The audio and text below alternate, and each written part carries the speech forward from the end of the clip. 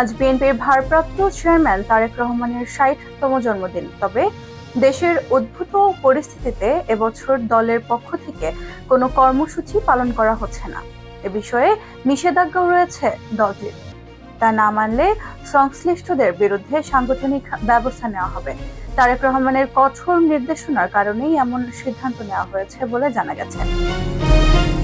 বিএনপির সিনিয়র যুগ্ম মহাসচিব রুহুল কবির রিজভী এক বিজ্ঞপ্তিতে জানান, দেশব্যাপী বিএনপি এবং এর অঙ্গ ও সংযোগী সংগঠনে সব পর্যায়ের নেতাকর্মী সহ সংশ্লিষ্ট সবাইকে আবারও স্মরণ করিয়ে দেওয়া হচ্ছে যে ২০ নভেম্বর বুধবার বিএনপির ভারপ্রাপ্ত চেয়ারম্যান তারেক রহমানের জন্মদিন উপলক্ষে কোনো প্রকার অনুষ্ঠান হবে না।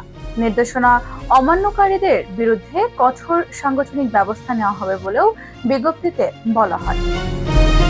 তারেক রহমান ১৯৬৫ সালের ২০ নভেম্বর জন্মগ্রহণ করেন। তিনি সাবেক রাষ্ট্রপতি জিয়াউর রহমান এবং সাবেক প্রধানমন্ত্রী খালেদা জিয়ার বড় ছেলে। তার ডাকনাম বিনো।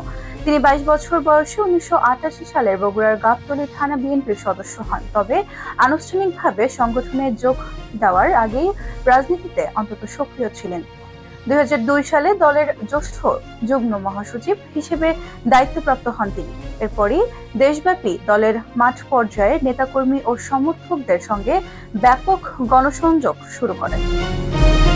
1-11 সরকারের সময় তাকে কারাগারে যেতে হয়, নির্যাতনের শিকার হতে হয়। এক পর্যায়ে চিকিৎসার জন্য তিনি লন্ডনে যান। সেখান থেকেই ধীরে ধীরে তিনি দল পরিচালনায় সম্পৃক্ত হন।